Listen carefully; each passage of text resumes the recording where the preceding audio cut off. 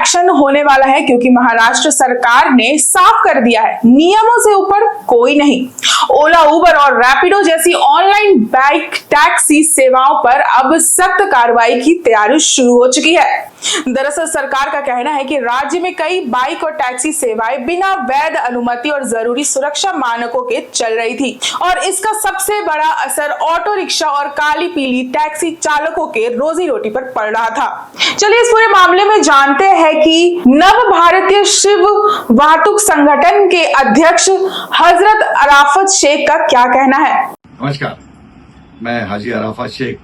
आज खास तौर पर मुंबई के रिक्शा चालक और टैक्सी चालक के लिए खास तौर पर खुशखबरी यानी खुशी की खबर आपके सामने लेकर आया हूं। महाराष्ट्र सरकार ने जो एक बहुत बड़ा निर्णय लिया,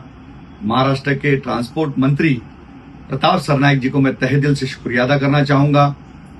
माननीय देवेंद्र जी, हमारे देवा भाव, जिनको हमने कुछ दिनों पहले एक पत्र लिखा था, पालक मंत्री आशीष शेलार जी को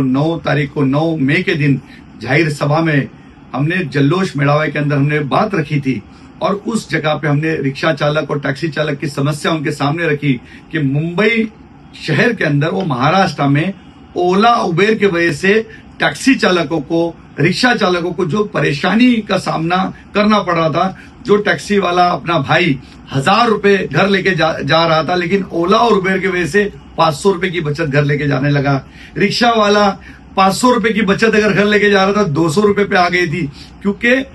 टैक्सी वालों के लिए एक ऐसी समस्या आके खड़ी हो गई थी। दूसरी टैक्सी सामने आ गई, प्राइवेट टैक्सी आ गई, और ऑनलाइन ऐप की वजह से उनका जो धंधा था ओला और उबेर ले जा रहा था। रिक्शा वालों का जो धंधा था वो मोटरसाइकिल बाइक वाले ले जा रहे थे। तो ये सारी समस्या जब उनके सामने आई, 25 साल, 30 साल, 40 साल, 50 साल एक टैक्सी वाला, रिक्शा वाला जो जवान उत्तर प्रदेश से आया था, बनारस से आया था, अयोध्या से आया था, लखनऊ से आया था, बाहर अदर स्टेट से जो लोग, बिहार से, झारखंड से आए, और यहाँ पर मुंबई शहर के अंदर जनता की खिदमत कर रहा था। जो नाके पे जो खड़े थे, 21 साल का जो टैक्सी वाला था आज 70 साल का हो गया, जो 40 साल एक नाके पे बिता रहा है, लेकिन उसी नाके पे लोग नहीं जाना छोड़ के उसी नाके से ओला और उबेर पकड़ के जाने लगे थे। ये बात हमने उनके ट्रांसपोर्ट मंत्री के सामने रखी, और ट्रांसपोर्ट मंत्री ने उस बात को सुना, प्रताप सरनाईक जी ने, और माननीय मुख्यमंत्री जी को हमने पत्र लिखा। उसका नतीजा हुआ कि हमने 9 तारीख को ट्रांसपोर्ट मंत्री जी को एक पत्र दिया, चिट्ठी दिया, और आज दूसरे दिन सेकंड डे यानी 12 तारीख को ट्रांसपोर्ट मंत्री ने फरमान निकाला और कहा कि जितनी ओला उबेर जो टैक्सी है उसके कंप्लीटली उसको बंद किया जाए। उसकी मालूमात महाराष्ट्र पुलिस के पास नहीं है, मुंबई पुलिस के पास नहीं है, महाराष्ट्र सरकार के पास नहीं है। कौन ये चालक है, कौन रिक्शा चला रहा है, कौन टैक्सी चला रहा है, कौन मोटरसाइकिल के ऊपर बाइकर से, किसी को पता नहीं था। जिसमें हमारे लोगों को परमिट दिया, लाइसेंस दिया,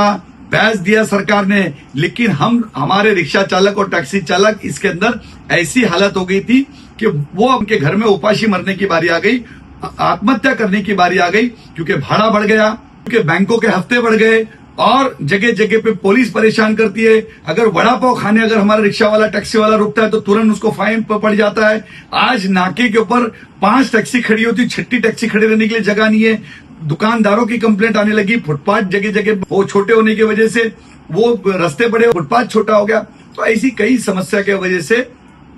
आज रिक्शा चालक और टैक्सी चालकों को ओला उबेर की जो परेशानी थी उसको देखते हुए हमने नव भारतीय शिव वाहतुक संगठन की तरफ से इस हाजी अराफत शेख ने रिक्शा चालक और टैक्सी चालक की आवाज बनकर मैंने सरकार तक बात रखी, और सरकार ने इस हाजी अराफत शेख की बात रखी, और मुंबई और महाराष्ट्र के अंदर बहुत जल्दी बंद हो जाएंगे ओला उबेर टैक्सी, ओला उबेर बाइकर्स बंद हो गए, और रिक्शा और टैक्सी का नया ऐप बनेगा, जिसके वजह से रिक्शा चालक और टैक्सी चालक को धंधा मिलेगा। इसलिए फिर एक बार महाराष्ट्र सरकार का, प्रताप सरनाईक जी का मैं तहे दिल से शुक्रिया अदा करता हूं। जय हिंद, जय महाराष्ट्र, खुदा हाफिज।